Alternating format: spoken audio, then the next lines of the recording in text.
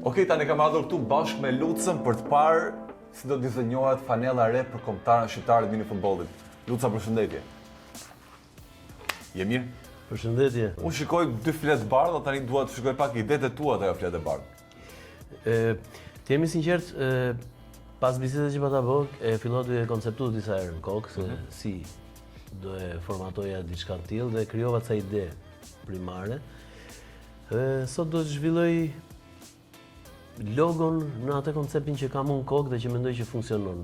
Pastaj gjatë rrugës do të tregoj detajet pse bëja atë lloj përzgjedhje. Ngjyrat që kemi, duke qenë se edhe Soka Albania është një ekip kombëtarës shqiptare, pra duhet se s'bë simbolit kombëtare. Patjetër. Duke përfshirë pjesën e Calcetos, që nuk është si futbolli i madh i cili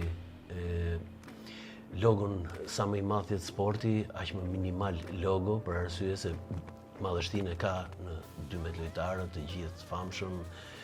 Kurse Calceto, duke qenë se është më minimal, los për elita më të vogla, njerëz që e kanë një pasion pak më në personal atë pasion, se që gjithë ndjehemi futbollistë, unë los Calceto, duket vetë futbollist. Futbolli ka këtë mirë që gjithë mund ta komentojnë dhe gjithë mund ta luajnë. Ke pjesa e logos do doja që të ishte më ngarkuar, pra të jetë logo e cila të ketë më tepër atë ndjenjen, që është si ta them, si një etiket birre. E kuptoj. Lidhet me Calceto dhe birra shkon mirë. Që do e ngarkosh atë. Ide e mirë që ke menduar se Calceto dhe birra është kombinim i dur. Këto e lapsa normal që përdorim dhe ne apo? Po. Domethënë nuk është sekreti këtu. Ja. Kam menduar që është sekret e veglat. Si dhe është dora apo shpada. Dora. Një page interesant për Pocket logo.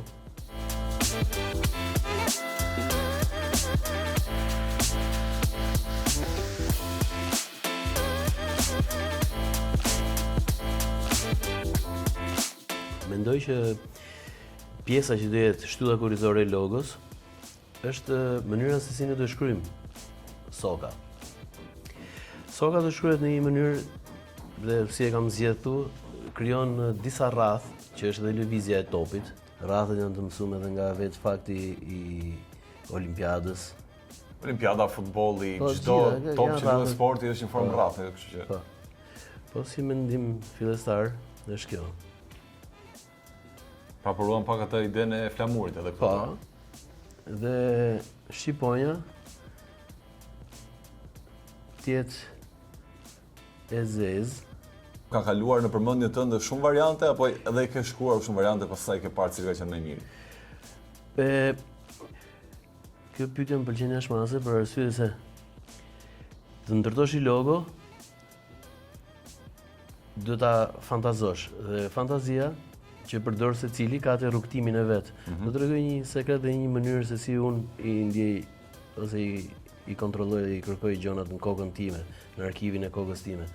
Takohem me dikë, flasim dhe ndërkohë që flasim, unë jam duke përfituar gjonat që ai po më kërkon, sikur unë kam në xhep tash do ta nxjerr. E krijova që në momentin e parë. Sa po flisim, thash po, du ta bëj sepse në kokën time e krijova direkt. Ishte një ngacmim shumë i mirë dhe në përgjithësi asnjëherë nuk dal fail me këto imazhet e para. Kjo është hapja që mendoj edhe për tek fanella, që dominon, janë të dyja kokat, janë dy shqiponjat, por të dominoj njëra. Personalizon çdo lojtar në fushë, që secili është një pjesë e kombëtarës. Pra që gjithë jemi një kokë. Ky është elementi i bukur, po. Në fillim nevoja që na intereson është gjehet që të jetë e personalizuar shqiponja për këtë gjë, që të jetë shqiponja e Sokas. Shkrimi të jetë pasaporta, që dihet që kjo është nesër pas nesër, ndryshon, mund të jetë një bluze e gjitha e kuqe vetëm me shkrimin, kuptohet. Mund të jetë vetëm shkrimi dikush mund ta bëjë me një spray në rrugë, vetëm kur e shef, e din që është ajo. Pra pasaporta është shkrimi.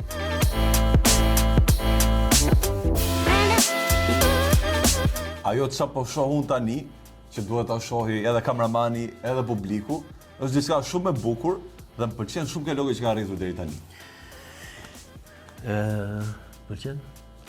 Nuk kam fjalë. Shpeshherë, gjërat që ne bëjmë rrojnë më shumë se neve. Pra, të bësh një logo nuk është thjesht një detyrë klase, një moment, jo, është përtej asaj. Dhe në këtë pikë mendoj që Jurgeni e meriton këtë, ta varni me një kornizë.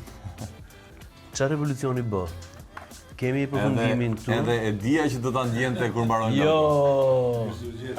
Dhe ky takimi jonë bashkë, them drejtën si për mua, si për djemët, ka qenë një ëndër që ti të arrish në këtë pikë na krijosh një logo dhe një fanell që është e personalizuar nga ana jote. Kështu që unë jam me besim plot që çdo gjë do bëhet prej teje dhe jam i sigurt që ti do nxjerrësh një mrekulli dhe siç ta kam thënë, duhet që ti jesh pjesë e kësaj bluze, patjetër me firmën tënde dhe me një shkrim tëndin ose me një detaj tëndin që njerëzit ta dinë që kjo gjoja është bën nga mjeshtri Luca. Kampionati Evropian për herë të parë vjen në Shqipëri. Ne jemi mësuar bashkëpunim me më të mirë, të drejtën, si me Andalen, si me Lucën. 20 deri 24 maj, Tirana do të jetë qendra e mini futbollit në gjithë Europën. Kisha vendosur që në fillim që këto fletët e skicës, originalet, do i marrësh ti dhe do i vendosësh në kornizë, sepse ashtu bëhen të pavdekshme. Do jetë e personalizuar për ty, kështu që ta vendosim dhe atë këtu në kornizë. Më premtoj, kështu me shkrytme, më premtoj. Ajo që merr vlerën me kalimin e viteve, është një pjesë që ty gjithmonë të kujton momentin ai Tegeli anash që mungon. Letra jonë e parë. Gjera mendoj që është moment kënaqërie për ty. Nuk është vetëm një flet ajo. Qore, disi është puna, të falenderoj nga zemra, po... Jo, kënaqësi e madhe për mua. Këtë gjone kur zë këshim po vetë. Ti jemi realist, në që të bëjmë diçka dhe uniformat e kalume po t'i shohësh, kemi vendosur që shqipojnë diku, do të thonë imagjinata jonë deri aty shkon, kupto? Është mjeshtri që ti jep diçka që se kisha menuar kur që do përvaqësohesh me një bluzë të tillë dhe është kënaqëri për gjithë të drejtën. Dhe djemve kur e tregoj ky rast edhe të prek të drejtën, edhe fjalët tash që po i mendoj fjalët që më ka thënë Luca, përfshihem shumë do tash e kuptoj se ç'a do kemi mas një periudhë shumë të afërt që do të kemi mundësinë të japim dhe gjithë njerëzve të tjerë. Ne vetëm betet urojmë që sa më shumë fitore të keni me këto fanella. Shpresojmë shumë.